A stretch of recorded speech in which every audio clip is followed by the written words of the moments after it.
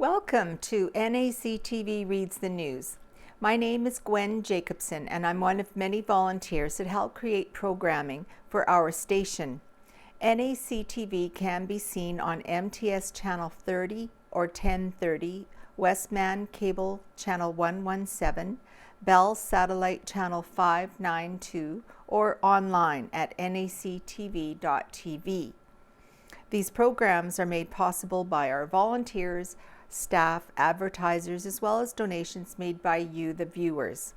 If you are enjoying your NACTV experience, please consider supporting us by either donation or volunteering. You can contact our office at 204-476-2639 or at nactv@wcgwave.ca. This week's edition of the Neepawa Banner and Press is dated Friday, March the 11th, 2022. In the front page news, there's a huge picture of a prayer vigil being held in Neepawa for the Ukraine. It says the Neepawa Ministerial held a prayer vigil service at St. John the Baptist Ukrainian Catholic Church on Tuesday, March the 8th.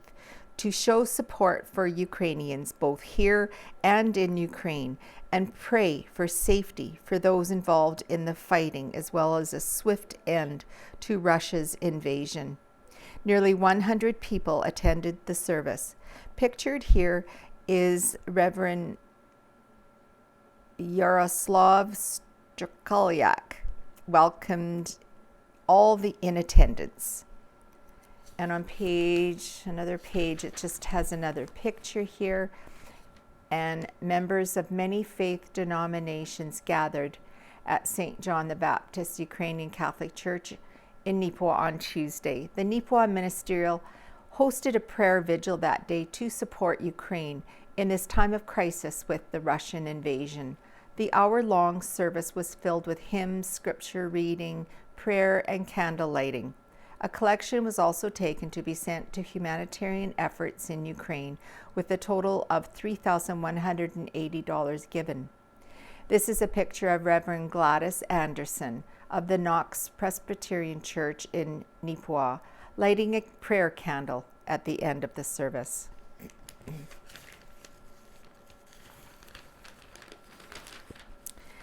And also on the same topic of the Ukraine, this article is about the community pulling together to send supplies to Ukraine by Kira Patterson. The communities of Minnedosa, Erickson, and Onanol have all shown up in a big way to help support Ukraine during this difficult time. Countless individuals, businesses, and organizations have made donations of items and money to help those in Ukraine displaced by the Russian invasion. The local campaign for humanitarian aid was started by Ukrainian Canadians Katerina and Alex Bogai of Minnedosa, who wanted to do anything they could to help with the crisis. Katerina stated that she and Alex both still have family in Ukraine, so they have a strong connection to the country. Our families are still safe at the moment, but there are so many other families who have lost their homes, she stated. She noted that they wanted to help in some way, but they felt so useless. They decided to try sending supplies through Meest, a company they've used in the past, to send packages to their family in Ukraine. Katerina noted that when they checked Meest website, they saw that the company was running a humanitarian project, sending supplies to several organizations on the ground that would distribute donations to the people who need it.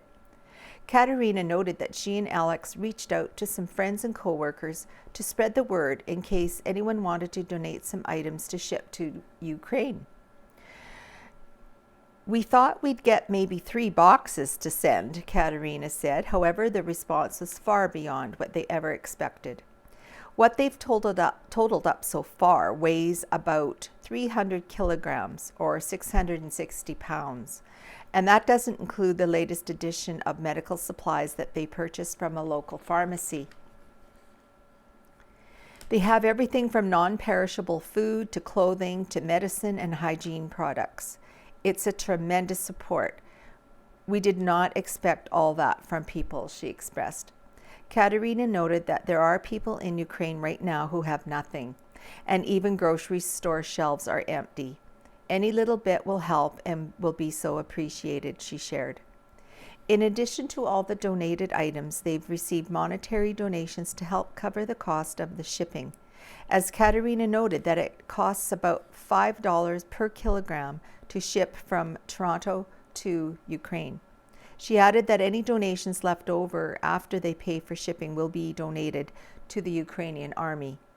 The couple plan to get the supplies shipped out by Tuesday or Wednesday this week. Two young friends from Minnesota decided that they also wanted to help out the people of Ukraine. 10-year-old Stella Woodcock and 11-year-old Kiana Turnier held a donation drive on Saturday, March 5th at the Heritage Co-op food store in Minnesota, with everything they collected being shipped with Alex and Katerina's donations. In total, they collected about 200 kilograms of the 300 kilograms that the guys are sending. As well, they brought in $3,187.50 in monetary donations. The girls said that they wanted to help because this conflict was not Ukraine's fault. We felt really bad for Ukraine because they really didn't do anything, said Stella. Ukraine was just trying to live a peaceful life, added Kiana. We felt we should do something to help Ukraine get back to normal life, shared Stella. The girls had talked one day after school about wanting to send donations of some of their unneeded items to Ukraine. Stella explained that when she asked her mom if there was a way they could send things and her mom said she didn't know of any, Stella and Kiana decided they would figure out a way to help. Kiana's dad found out about Katerina and Alex's efforts to ship donations to Ukraine, so the girls decided to hold the donation drive at Co-op and then send what they collected with the guys. They said that their donation drive ended up being in way more than they expected. We thought it was just going to be a small booth on the side of the road, but it turned into this big thing, Stella expressed. They noted that they were expecting maybe a couple $100 and maybe a few cans in the 2 hours they were set up, but we got tons of stuff, Kiana said. People kept asking us what we needed, and they'd go into the store and buy it for us. One lady even went in twice to get us stuff.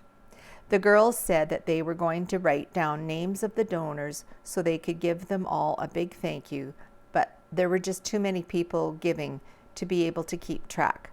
They had donations of food, clothes, shoes, diapers, hygiene items, even handmade quilts. One lady even made handmade 19 quilts, Kiana shared. We just wanted to say thank you so much to all the donors, Stella said. Kiana added that it wasn't just the two of them that made the drive a success. It was all the people who donated and the people who helped out. Stella noted that she hopes people will continue to support Ukraine in any way they can and that the country will be able to come back to normal soon. Kiana said that if another shipment of supplies gets sent out, they'll definitely do another collection of donations. Katerina expressed that she and Alex were overwhelmed with all the support that has come in from communities. We were really thankful for all the people and those two lovely girls who wanted to help. It's very touching. Not everybody has family or friends over there, but they just wanted to help out as fellow humans. It means so much to my husband and I. And here we have a picture of the Minnesota residents, Alexander and Katerina Bugay, Stella Woodcock, and Kiana Turnier. All right, in the travel and entertainment section, there's an article called All About the Cluck and Quack, submitted by Cluck and Quack. Founded by Susan Brand and Ken Buchholz in 2001, the Cluck and Quack Poultry Club brings poultry enthusiasts together, fostering a vibrant and active community. With over 120 members pre-COVID in Newfoundland, Ontario, Saskatchewan, and of course Manitoba, the club organizes an annual spring auction of purebred species only and an annual fall sale, which includes crafts, equipment, and other items, in addition to poultry and small animals held in a farmer's market style. The club also hosts an annual American Poultry Association show. The purpose of the Cluck and Quack Poultry Club is to connect people raising poultry, waterfowl, pigeons, and other exotic and domestic animals and birds in order to exchange information, provide contacts, and promote accepted breed standards. The club provides opportunities for members to increase their knowledge in intricacies of raising the above critters, to purchase and sell them, and to provide opportunities for members to display them for judging purposes. Although the Cluck and Quack Poultry Club encourages the cultivation of purebred birds and animals to conserve heritage breeds, they understand there should be resources for all individuals who raise poultry and small animals, be it for eggs, meat, a rare breed, a mixed breed, or an unusual breed. The club engages in community activities by providing exhibits at events and via its youth outreach programs to schools and to 4-H clubs. For example, in April 2019, Chairperson Shannon Dawley gave a presentation at Polson School in Winnipeg and provided them with a dozen hatching eggs donated by members. This agriculture in the classroom program is set to continue as COVID-19 restrictions let up. Further outreach initiatives include offering young people a free 1-year membership available to 4-H club members. So at the Roxy Theatre, March 11th and 12th is the movie called Dog. Dog is a buddy comedy that follows the misadventures of 2 former Army Rangers paired against their will on the road trip of a lifetime. Showtime 7:30. And on March 13th, there's a free admission show starting at 2 p.m. called Clifford. I think that's also about a dog, the big red dog. And on March 18th and 19th, the movie called The Batman will be showing at 7:30. Of course, this is at the Roxy Theatre. All right, next we will do Helen Drysdale, Out of Helen's Kitchen. This week it is about oatmeal breakfast goodies. Oats, a whole grain, are a slowly release carbohydrate, keeping you feeling fuller between meals as they help stabilize blood sugar levels. They also may help lower LDL cholesterol, plus their fiber helps keep you regular. They are also packed with protein, vitamins, and minerals, a nutritional powerhouse. They are eaten as porridge, in breakfast cereals, in baking such as oat cakes, oatmeal cookies, oat bread, muffins, tossed in meatloaf, and much more. There's plenty of room for oatmeal as part of a healthy eating diet. Annually, Canada produces about 3 million tons of oats, making us one of the largest exporters of high-quality oats. Saskatchewan grows about half the oats in Canada, followed by Manitoba and Alberta. People have been growing and eating oats for at least 7,000 years. They were grown in ancient China as well as ancient Greece. The Greeks were the first people to make them into porridge. I am sure the Scots would disagree with that. Oats were a staple for the pioneers, and there are stories of struggling homesteaders eating porridge 3 meals a day. As well as for man, oats were the fuel for the horses and oxen who broke, planted, and harvested the land. When cold, oatmeal porridge becomes thick and solid, which was cut into slices and fried for breakfast. In the horse and buggy days, this cold oatmeal was sliced and taken for a snack while traveling. I fondly remember my Auntie Marie's fried slices of cold oatmeal sprinkled with brown sugar and cinnamon. It was very yummy. I have been eating oatmeal porridge every morning for several years now. I wanted to change it up, so I tried making homemade breakfast goodies with the oatmeal instead. The first recipe is a gluten-free one and use raspberries for the fruit filling. You can use blueberries or diced apples instead, or canned pie filling of your choice. So the first one is a gluten-free raspberry bar, and the second one is a breakfast cookie recipe that you'll have to go online to check out. Now, for the Spruce Plains RCMP report by Corporal Jacob Stanton of the Spruce Plains RCMP. During the week of February 28th to March the 3rd, Spruce Plains RCMP dealt with 40 police activities. On February 28th, RCMP responded to a report of a hit and run in Minnedosa. There were no suspects and insufficient evidence to proceed further. On March 1st, RCMP were dispatched to a reported fire in Gladstone. Police attended and saw smoke coming from a train track that was being welded. The reported residence was checked out and no signs of a fire or smoke were found. Police responded to a two-vehicle motor vehicle collision near Minnedosa. There were no injuries and one vehicle was towed. March 2nd, RCMP received a request to assist with the family dispute in the municipality of Glenella Lansdowne, which was later determined not to be a police matter. Police conducted proactive traffic enforcement, engaging with several motorists, and numerous tickets were issued for various traffic violations. March 3rd, RCMP received a report of check fraud in Minnedosa. The matter is still under investigation. Police received a complaint of two dangerous drivers in the RM of Minto O'Donnell, where there was insufficient evidence provided to proceed further.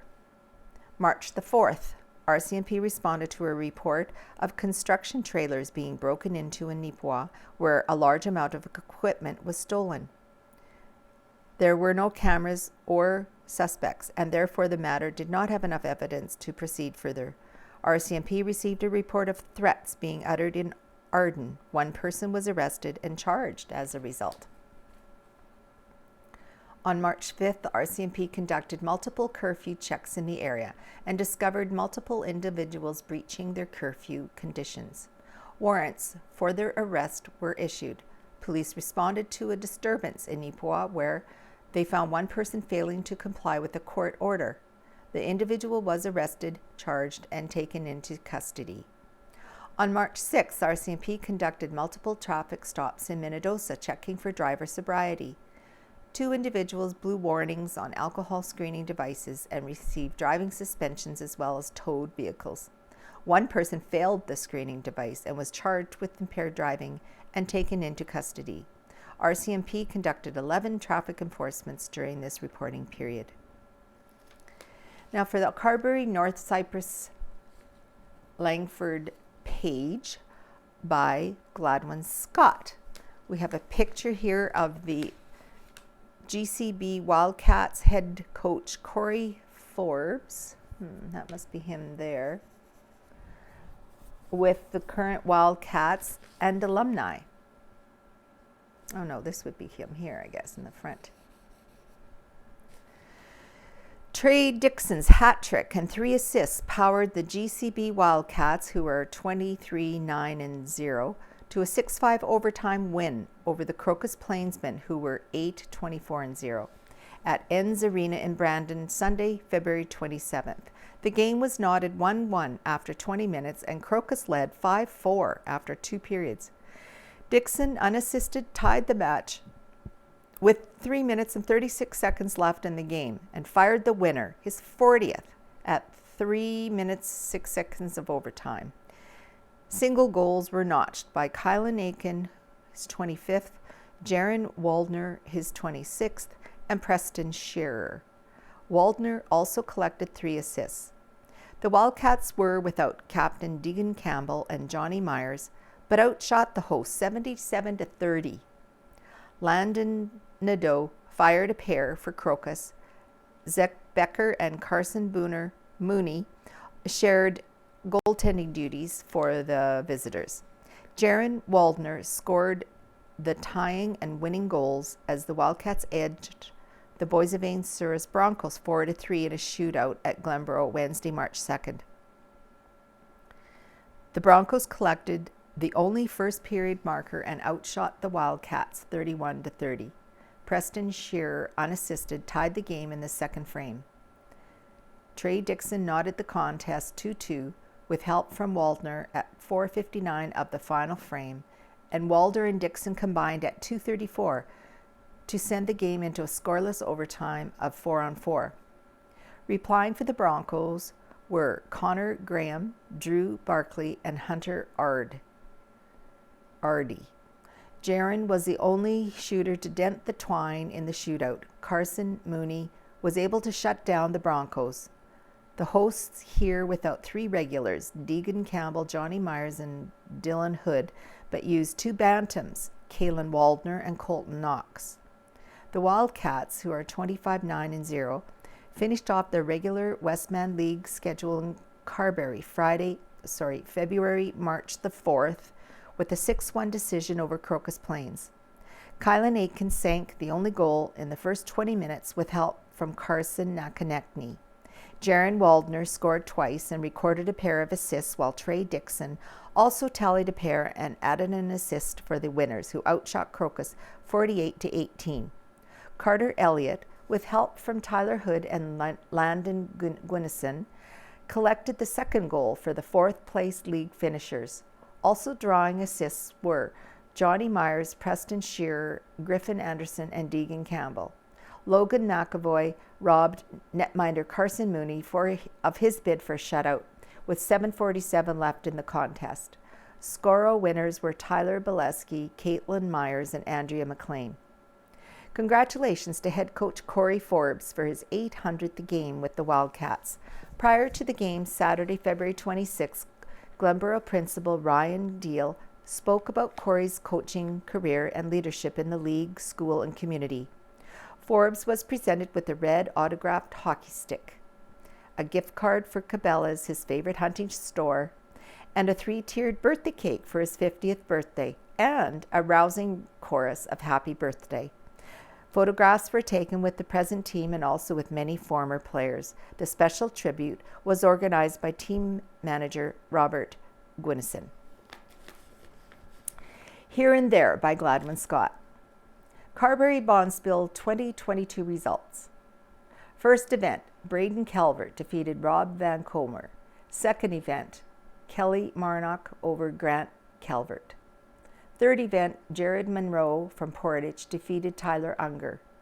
Fourth event, Michelle Jacobsen from Neepawa over Darcy Mans. The winner of the meat smoker was Bill Thiessen. Due to health issues, lead Colin Hodson has withdrawn from Team Manitoba at the 2022 Brier in Lethbridge and will be replaced by Colton Lott. Kyle Deering has been added as the fifth to the Mike McEwen, Reed Crothers, and Derek Samagalski rink. Carberry grade 7 and 8 basketball teams participated in a Neepawa tournament Saturday, February 26th. In their opener, the Carberry boys played well against a very intense defense, but Neepawa prevailed 48-28. They rebounded to defeat Dauphin, number 1, 48-26, but fell to Dauphin number 2, 44-21. Owen Unraw led the scoring parade with consistent ball handling. Xander Campbell followed in scoring by cleaning up the offensive boards, while Quinton Elliott worked hard on the defensive boards. The whole team showed great competitive sportsmanship and represented our community well, stated Coach Scott Baker. A short-handed girls team finished with a 2-2 record, splitting games with both Neepawa and Dauphin. The girls missed the finals in a tiebreaker by 2 points. It was a great effort from Charlie, Kenya, Casey, Maya, Ella, Rachel, Carrie, and Ellie, reported Coach Darcy Kendall. The Carberry Junior Varsity boys hosted a 5-team basketball tournament Saturday, February 26th. Coach Chris Unraw's Cougars lost 86-66 to Verdun, and won 75-24 over Boissevain. St. Laurent Hawks beat Neelan 81-74 and were edged 75-73 by the Verdun Bears. Neelan defeated the Boissevain Broncos. The Carberry Figure Skating Club will host its annual ice show Under the Big Top, Sunday, March the 20th. Big Daddy Taz, comedian extraordinaire, and Chris Walby, Blue Bomber Hall of Famer, will be featured at Carberry Sportsman's Gala Thursday, April 20th, sponsored by the Carberry and Area Future Recreation Committee. The Carberry Cougars girls curling team of Dahlia Snaith, Neepawa Witherspoon, Mallory Lockhart, and McKenna Poitras participated in the MHSAA Provincials in Hamiota March 3rd to 5th as the wildcard entry. They defeated the River East Kodiak 6-3 and Gladstone, the zone winners, 9-1 before losing to Carman 5-2 in the A-side semifinals. This moved them to the B-side where they lost to Swan Valley 8-4. The Carman Cougars eventually won the provincials. Congratulations to retired Boissevain teacher and coach Keith Forsyth, who has announced his retirement from basketball coaching after 27 years and 1,224 games. Although he excelled at hockey and baseball, he never played a basketball game himself. His dedication and success are commendable. Tip of the fedora, Keith. Jack would be proud. And the community profile this week is Dana Twardowski. Dana Twardowski, elder daughter of Albert and Judy, who graduated from Carberry Collegiate in 2007, has been employed for 14 years as a 911 operator to dispatch fire engines to all of Manitoba, except Winnipeg and Thompson. She works 12-hour shifts in the new Brandon Fire Hall just off 18th Street, directly south of Andrews Baseball Field. Dana was an honors student who really enjoyed sports, such as volleyball, basketball, and fastball. Music was also enjoyed as she played the flute and was a jazz band member. Bev Walker was her music teacher. She is a senior dispatcher and trainer for new recruits who receive preliminary instruction and on-the-job training. There are 6 to 8 operators on each shift, with about 30 on staff. Ambulances are referred to a different department. It is a very challenging position, and I really enjoy my work. When not working, Dana likes to bake and work out at the gym. So, there you go. Now, there's an article here about the legacy of the T. Eaton Company Limited by Casper Werhan. A piece of history was eagerly shared with the Neepawa Banner and Press on March the 5th. On that day, Neepawa's Linda Ford brought in a catalog for T. Eaton Company Limited, commonly known as Eaton's. The company itself is noted as an iconic Canadian department store that significantly shapes shopping in the country. The catalog in Linda's possession is dated 1901 and is in very, very good condition. She said it was my mother-in-law's, Helen Ford. After she passed away, we got a box of old magazines, and this catalog was in there. So I actually have a Canadian Home Journal from, I think, 1935 and a couple of other old magazines Linda enthused. It was part of my childhood. A Christmas catalog always came out. So you always went right through all of the Christmas catalog and looked at all the toys. I remember doing that when I was little. She added, it's really interesting to see the prices today too. Eaton's boasted a variety of goods back in the day, selling seemingly everything from clothes and furniture to things someone likely wouldn't expect a retailer to sell. At that time, you could even buy a house through Eaton's, Linda mused. And to see the styles, it's very interesting. Upon closer inspection, the catalog is an accumulation of 2 original 1901 Eaton's catalogs done by the Musson Book Company of Toronto in 1970. The memento was done in the collaboration with Eaton's, who made the original material from the Eaton archives available to the book company. A note from Jack Stoddard explains that Eaton's celebrated its centennial in 1969 and that Musson's completed 77 years of publishing, after which he stated it is fitting that these two early Canadian companies should now make available to all this important piece of Canadiana. Eaton's has quite a long history in Canada. This story started with Timothy Eaton, who came to Canada from County Antrim, now in Northern Ireland, in 1854. He joined his eldest brother and sisters in Upper Canada, as it was then known. After joining them, he got into the dry goods and retail business with his brother James. They started at Kirkton, then St. Mary's, Ontario. Eventually, however, the brothers began disagreeing over business practices, and Timothy left for Toronto. Once there, Timothy and his wife Margaret paid $6,500 for a retail operation. Their first store opened in December 1896, accepting cash only and all items set at fixed prices, breaking from the status quo. At the time, bargaining and credit sales were things that many could expect from their shopping experiences. While Eaton's was not the first to make this move, according to the Canadian Encyclopedia, it was considered a rather bold decision for a new business. However, Timothy developed a goods satisfactory or money refunded policy in 1870. This meant that if a customer wasn't happy with their purchase, their money would be refunded. Timothy also sought to cut out wholesalers as much as possible, choosing to go to the United Kingdom and Europe himself to buy directly from suppliers. These factors were reportedly quite attractive to shoppers. The 1880s brought strong revenues to Eaton's, and Timothy began acquiring additional properties in Toronto.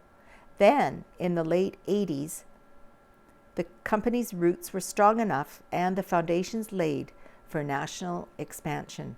As Canada's railway system grew, the company was able to offer lower freight rates to customers.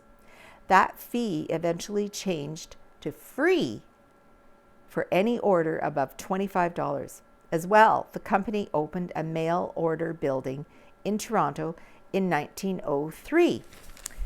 And it goes on to say, this is quite interesting.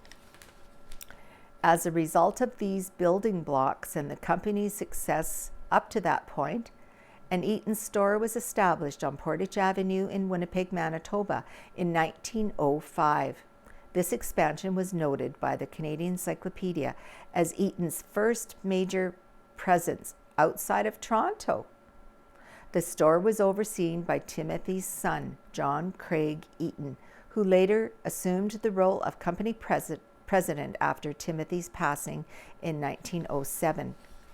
Eaton's saw many more expansions under John's care, and by 1930 the company had employed over 25,000 people and controlled almost 60% of department store sales in Canada. Eaton's wasn't without its issues. The company garnered criticism related to the labor, such as resisting unionization and using strike breakers, wage gaps between the men and women, and firing women for their participation in strikes. Criticism of the company only sharpened during the Depression. On top of that, Eaton's was also met with hardships such as strong competition from Simpson Sears, a partnership formed by the chains Sears, Roebuck, and Simpsons in 1952. With these and a few other additional factors in play, the company experienced years of losses.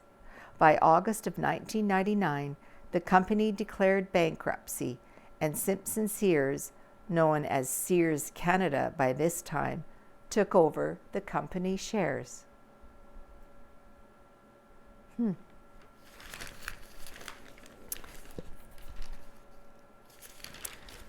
All right, now here's a great picture of a Rotarian. Neepawa Rotary supports Victoria's Quilts. Diane Nordstrom, seen here in this picture, of Victoria Quilts, receives a $500 check from Neepawa Rotary Treasurer Murray Newton. Victoria's Quilts creates and sends handmade quilts to cancer patients free of charge.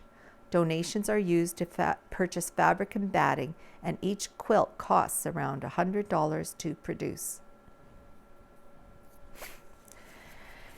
And Neepawa requesting more volunteers for our fire department by Owen Devereaux. The first council meeting for the town of Neepawa in March was a relatively uneventful session. One item of note that came out of the gathering, however, was a request for more fire department volunteers. Councillor and Deputy Mayor Brian Headley noted that the department is looking at adding more firefighter positions. Headley said that the criteria to volunteer includes the following: being over the age of 18, live within 5 kilometers of Neepawa, be physically able to handle the job requirements, be able to clear a criminal records check, have a valid driver's license, and be able to attend 2 practices a month and 50% of emergency calls. Applications for individuals interested in volunteering are available at the town office. And for a Park Lake update, the bridge construction tender for Park Lake closed on Monday, March 7th. It is expected that a decision on the winning bid will be made quickly, then announced at an upcoming council meeting. The bridge that had been in place was destroyed by the 2020 Canada Day weekend flood that severely damaged Park Lake and some low-lying areas in Neepawa. Meanwhile, the installation of a riprap wall is nearly complete. Riprap is an expanse of stones, concrete, or other hard substances installed to prevent erosion around bridges and or building pilings or on the shores. The tree scrubbing removal, which began on February 16th, has been completed. Right, Neepawa deals with its surplus transfers by Owen Devereaux. Neepawa closed out 2021 with a whole lot of extra money in its pocket. Chief Administrative Officer Colleen Sensation reported to Council on Tuesday, March 1st, that the town had an audited surplus from its general operating fund of $1.73 million. While the town usually does see a surplus in this fund each year, the amount accrued in 2021 is larger than normal. Sensation cited increased revenue of around $791,000 due to what she called unanticipated landfills as a primary reason for these results. For example, sold land on the former CN property.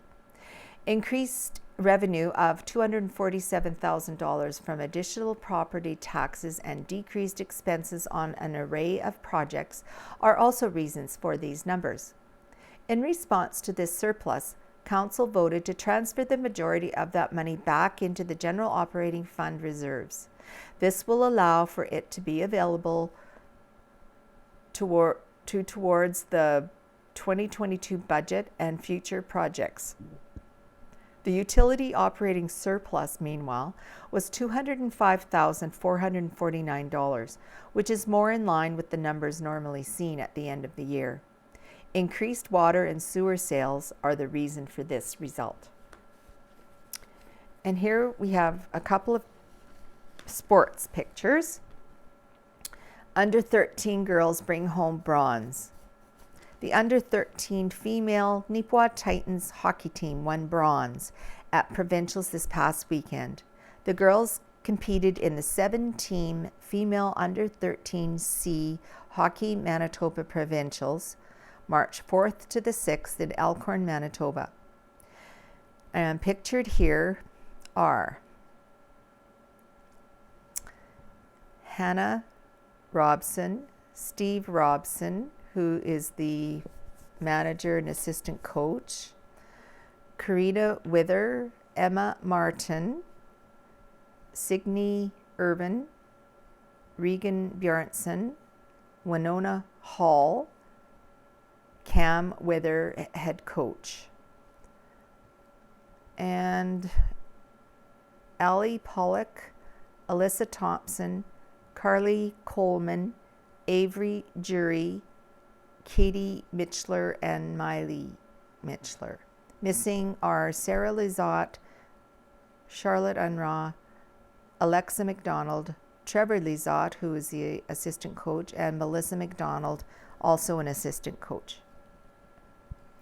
And Connor Brust from the Neepawa Titans hockey team has been named an MJHL Rookie All-Star. The efforts of Connor Brust during his rookie season in the MJHL have been recognized.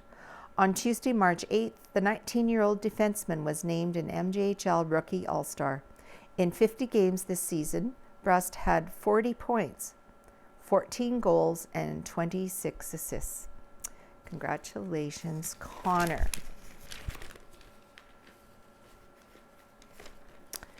All right, here we have also, this picture is also of a Neepawa Titans hockey player by Owen Devereaux.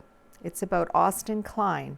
Though Austin Klein's time in Junior A hockey is drawing to a close, the 20-year-old defenseman already knows exactly where the game will be taking him come this fall. The Neepawa Titans captain recently confirmed his commitment to play for the Adrian College Bulldogs, an NCAA Division III hockey program located out of Adrian, Michigan. The Bulldogs play out of the Northern Collegiate Hockey Association, the NCHA, and are currently ranked first in the United States with Div 3 men's hockey. Over the past decade, Adrian College has consistently been one of the top-tier programs. Klein is from Boissevain, Manitoba, and has played a total of 92 games in the MJHL as of the Banner Press publication deadline.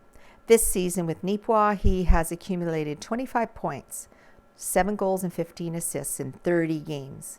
He was also named as the Neepawa Titans RBC MJHL Community Ambassador Award recipient for this season. And another sports article about the Neepawa Under-11 female team. Prior to the start of the season, based on registration numbers, 6 from Neepawa, we understood early that the Neepawa Under-11 female Titans didn't have enough players to enter a team in the Rural Manitoba Female Hockey League, or the RMFHL. The Neepawa Minor Hockey Association, or the NMHA, supported rostering 3 under-9 majors, bringing our total to 9 players. We also had parents from neighboring communities interested, but at the same time they were compelled to roster with their home community co-ed boys teams to ensure their local communities had enough players. The other factor was the cost associated with paying full roster in their respective home communities and for the Neepawa Under-11 female team. To make a long story short, the Neepawa Minor Hockey Association supported an initiative to support neighboring community players an option to roster with our female team. In the end, we ended up with 13 rostered players. The challenge was scheduling practicing games, as the girls' home co-ed boys team was the priority, so we were often short players. We were lucky that the MAHA has strong players coming through the system, which allowed the team to roster affiliate players from the under-9 teams. Although we played out of Neepawa, the team consisted of players from 4 from Neepawa, 1 from Arden, 2 from Brookdale, 3 from Minnedosa, 2 from McCreary, and 1 from Rolling River. Along with bringing in players from other communities and accepting their home team as a priority, it was the first time players were being exposed to full ice play, including new rules and line changes. Oddly enough, the early adversity in establishing a team set the stage for what was to occur throughout the season and perhaps embody in part the rationale behind the Titans logo. With the 13 players and sometimes 31 moods and personalities, the girls established an identity early on that consisted of playing with a purpose, relentless to the puck, and playing with heart. They were proud to wear the Titans Tridacon-sponsored jerseys, and our dressing room mantra has been, "We are the Titans, we play with heart." There are some very strong teams in the RMFHL Under-11 League, which consists of 10 teams across Western Manitoba. We played each team twice for a total of 18 games, finishing with a record of 8 wins, 7 losses, and 3 ties for a total of 19 points, finishing 6th in league play. When we attended Rural B Provincials in Hamiota on February 27th and 28th, the team came with so much spirit and positive energy. The girls went undefeated against Brandon and Rat River in the round robin, came out swinging against McDonald in the semifinal matchup, and although were exhausted in the gold medal game Sunday evening, they laid it out and played with amazing heart as a team, taking the victory against Hamiota. All year, the energy and personalities in the dressing room were contagious, and each person of the staff, that included Trish Finney, manager, Sheldon Anderson, coach, and assistant coaches Kelly Evans from Brookdale, Brent Crossan from Neepawa, Tristan Duchard from McCreary, and Preston Finney from Neepawa, learned so much from the girls. There's a picture of them celebrating. Another page of sports. The Bombers battle back from brink by Owen Devereaux.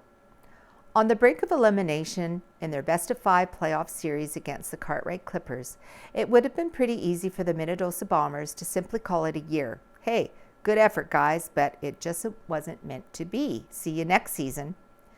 But instead of giving up, the Bombers gutted it out, which ultimately paid off with a 3-2 series win, the Tiger Hills Hockey League playoffs. After dropping the first 2 games by scores of 6-2 and 5-4, Minnedosa went into Game 3 in Cartwright on Wednesday, March 2nd with a tremendous hill to climb. Fortunately for the Bombers, veteran forwards Matt Saylor and James McCarville came up clutch when it mattered. Saylor scored a pair of goals, while McCarville added one of his own, as well a pair of assists. Clay Burgesson contributed the game winner with just 9 seconds left in regulation time to give Minnedosa the victory. Game 2 followed on March the 5th in Minnedosa and would see the Bombers collect a 4-2 win. This time it would be Shane Jury, Ryan Haino, and Kelly Stinson who propelled the Bombers to victory, with Jury notching a pair of goals. This reversal of fortune would set up a 5th and deciding game on Sunday, March 6th in Cartwright. In that matinee matchup, Minnedosa would complete the unexpected comeback with a 3-2 win. Wes Lewis picked up a pair of Bomber goals, including what would end up being the game and series winner. Saylor had the other goal, while goaltender Devin Fordyce picked up his 3rd straight win. Next up for Minnedosa will be the East Division's top seed team, the Gladstone Lakers. The West final, meanwhile, will have the Boissevain Border Kings take on the Verdun Oil Kings. And here's the article about Gladstone cooling the Wawanesa Jets. The Gladstone Lakers have secured their place in the Tiger Hills Hockey League's Eastern Division final, defeating Wawanesa Jets 4-3 in overtime on Wednesday, March 2nd. This final result gave the Lakers a 3-0 series victory over the Jets. In the game, Jesse Toth scored the game and series winner, just 4:56 into overtime. Meanwhile, Trey Evanson scored twice for Gladstone, and Scott Glennie chipped in with the other goal on the night. The Tiger Hills Hockey League's division finals are now set, as is the East. The Gladstone Lakers will face the Bombers, and the game schedule has been set as follows. Friday, March 11th, Minnedosa at Gladstone, 8 p.m. start time. Saturday, March 12th, Gladstone at Minnedosa, 7:30 start time. Wednesday, March 16th, Minnedosa at Gladstone, 8 o'clock start time. Saturday, if necessary, March 19th, Gladstone at Minnedosa, 8:30 start time. And again, if necessary, Sunday, March 20th, Minnedosa at Gladstone. Now, NACI facing Vincent Massey in the WHSHL playoffs. That's the Westman High School Hockey League. The matchups are set for the first round of playoffs. For the Neepawa Area Collegiate Institute, NACI Tigers, their 21-10-1-2 record for the regular season was good enough for 6th place in the overall standings.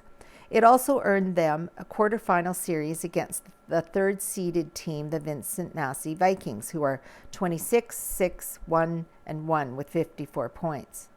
Head-to-head this season, NACI lost both of its games against the Vikings, a 3-2 loss on February 9th in Neepawa and a 4-2 defeat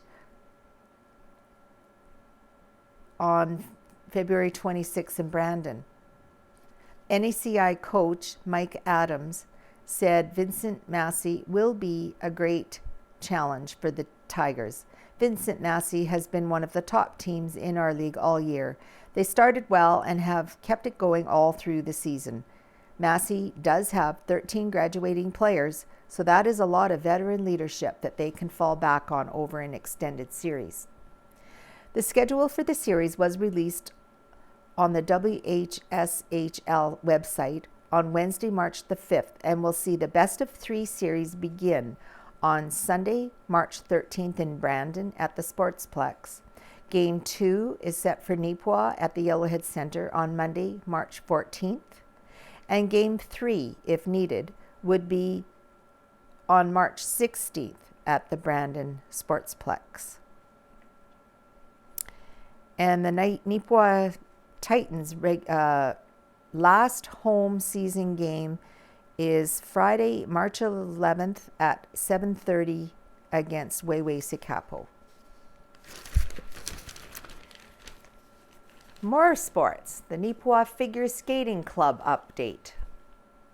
The Neepawa Figure Skating Club, or NFSC, has had a successful year of competitions. Some of our skaters attended the Verdon's Fun Skate in December. In the Star 2 event, Ivory Gehring brought home the silver ribbon, while Jaden Defoe earned the bronze ribbon. In the Star 3 event, Olivia Koselny, Ashley Nadeau, and McKenna Sumner brought home silver ribbons, while Ava Wachowski, Dimitri Smith, Alyssa Nadeau, and Ashley Bray earned bronze ribbons. NFSC's skaters attended the Western Regional Competition in Killarney the weekend of February 18th and 19th. In the Star 3 event, Olivia Koselny and Dimitri Smith brought home silver ribbons, while Ivory Gehring and Claire Nicholson came home with a bronze ribbon. In the Star 3 Elements event, Alyssa Nadeau and McKenna Sumner came home with silver ribbons, while Ashley Nadeau came home with a gold ribbon. In the Star 4 Free Skate event, Alyssa Nadeau and Ashley Nadeau tied for 5th, while McKenna Sumner placed 7th. Kyla and Amber Wachowski skated in the Star 5 Free Skate event, and Cordelia Smith skated in the Star 6 Free Skate event. These events were virtual, and we are still waiting to hear the results, but all 3 skaters had great skates. The Neepawa Figure Skating Club is now preparing for their annual end of year ice show. This year's theme is The Legends and will include skates from Can Skate, Senior Can Skate, Star Skaters, and a regional synchro team. The March Ice Show will be held on Sunday, March 20th from 2:15 p.m. to 4:30 p.m. at the Yellowhead Center. Admission will be a silver collection, so please come out and enjoy this great event.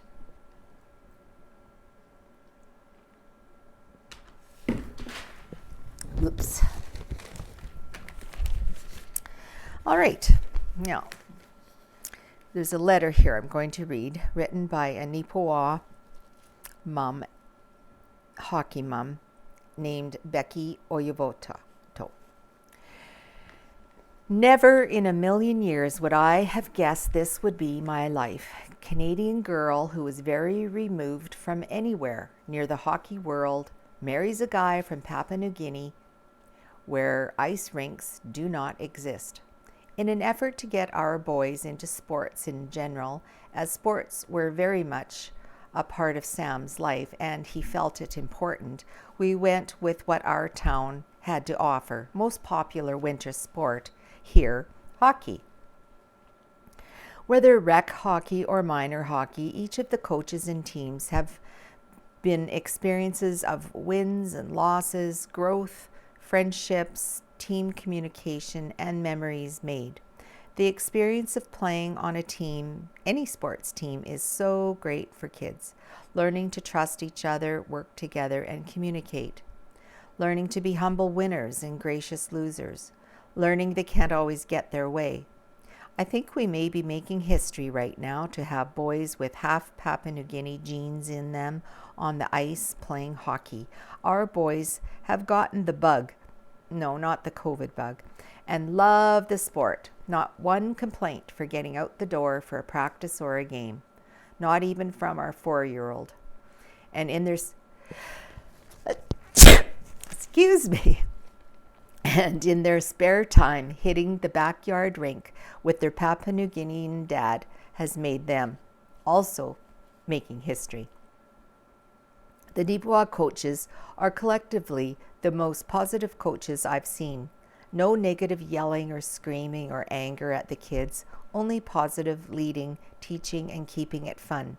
They have taken our boys who have 2 parents that are learning with them about the sport and can't really help coach them at all, and are teaching them all the things.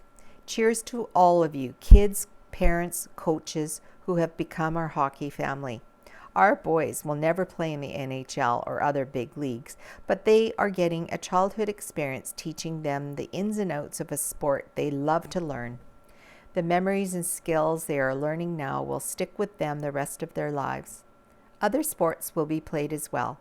Basketball, track coming up, and soccer in the spring. But winter time for these next few years at least, if they are still loving it, will likely be hockey and other high school sports for our oldest. Never in a million years would I have guessed this would be my life, but it's a pretty great life. What else? Pharmacy Appreciation Month. Creating the pharmacy teams who have helped carry us through the pandemic. March is Pharmacy Appreciation Month, or PAM, in Canada, the annual national campaign that shines a spotlight on all things pharmacy and celebrates the extraordinary efforts and contributions of pharmacy professionals to Canada's healthcare system. Pharmacy professionals have taken on a lot to help the country through the pandemic. They've stayed open and accessible for their patients, showing up each day ready to care for and support them. They've been leaders in our communities, educating and guiding patients through the many challenges over the past 2 years. Canadian pharmacy teams have played a huge role in the nationwide public health efforts to fight COVID-19, most recently working extremely hard to vaccinate our kids and meet the surge in demand for booster shots, says Dr. Daniel Pays, Chief Pharmacist Officer, Canadian Pharmacists Association. I'm extremely proud of my colleagues who have now administered more than 17 million COVID-19 vaccines across Canada on top of all the regular duties and care they provide. Pharmacists have embraced their role in public health, expanding their practices to fill critical gaps in care exposed by the pandemic. In addition to screening, testing, and vaccinating patients, they've played an important role in educating their communities on evolving medical evidence and guidelines and helped to mitigate the spread of misinformation. They have also expanded their role in areas like mental health, point-of-care testing, and fighting the opioid crisis. While PAM is a time to appreciate and celebrate the role of pharmacy professionals, we also need to acknowledge the challenges faced over the difficult years. The pandemic and the latest Omicron wave have put pressures on pharmacy teams like never before. Part of appreciating our pharmacy workforce is acknowledging their need for our support. CPHA launched its Pharmacy Workforce Wellness Initiative recently and conducted a national survey of Canadian pharmacy teams. We will be releasing the survey results and hosting important conversations this month about the current state of mental health and pressures being felt by pharmacy teams. Join CPHA and pharmacy associations across Canada in celebrating PAM 2022 and the pharmacy teams who have done so much for our communities. And these are the 4 pharmacists that we have in our local community at the Harris Pharmacy store. First is Heather Toderick. She graduated in 1992 at University of Manitoba, BSc Pharm. She bought the Harris Pharmacy store in August of 2014. She loves reading, skating, skiing, running, and hiking. She's married with 2 kids aged 24 and 20, have 2 dogs and 1 cat. Then we have Heather Segway. She graduated in 2005 from the U of M. She loves reading, skiing, kayaking, hiking, and family time. She lives on an acreage with her husband and daughter Sophia and sons Xavier and Oliver. She is dreaming of a beach holiday or some summertime fun. And next we have Kristin Tibbett, who graduated from University of Manitoba in 2013. She's married to Cam, has 2 kids, Hannah and Hunter, and lives on a farm near Eden. They love all things summer, camping, swimming, spending time with family and friends, and reading. And lastly, Jackie Pollock graduated from University of Manitoba also in 2003. She's married to Mark and has 3 kids, Brody, Emma, and Ellie. She loves camping, boating, traveling, watching her kids' activities, and spending time with family and friends. Okay, so I think we have just a little bit of time to go back. Let's see what we have here. We have a neat picture here. Does this bring back memories for anyone? This was the swimming pool before Neepawa had a swimming pool. This undated photo shows a plethora of friends and families gathered at the river that flows through Riverbend Park, all eager to get in and cool off or simply enjoy socializing with one another. It is just packed. Too bad we can't do that anymore.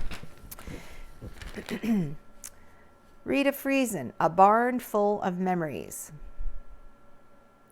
The smile began as we drove into the farmyard. Barns and bins, corrals and workshop, a yard that grew as needs grew. It was the barn that called, one of those red-hipped roof creations with the white X's on the doors. As the front door was unlatched and opened, a streak of black fury crossed our path, just one of the farm felines. Immediately, the warmth of the barn banished the numbing cold of the winter day. The scent was heavy and rich, yes, cow droppings, but so much more, hay and straw and bovine fragrance. Yes, I think cows smell nice. Overhead, several more farm cats kept a watchful eye on us and their world, wary, alert, contented. The object of our visit stood in the black stall, twin calves at her side. The mama was big, back as broad as a dining room table, and the calves, lying back parentage, were so perfectly matched in color that if one had not been slightly smaller, ever so slightly, it would have been difficult to distinguish them from each other. This pen was the center of attention, for the massive cow in the first stall was reluctant to interact with two-legged creatures as she protected her calf. Once there was no attention on her, she called me back, moving to one side so that I could admire her child, and it too was beautiful. When I slipped back to view the twins, she waited and then summoned me again. What the heck? The twins had plenty of admirers. I could give her my time and attention. I saw the well-ordered barn, the dung removed from the pens, the heated watering bowls, the well-fed cattle and cats, the afterbirth still in the gutter, the square bales of clean straw and the fragrant hay. I saw and felt and smelt all these and more.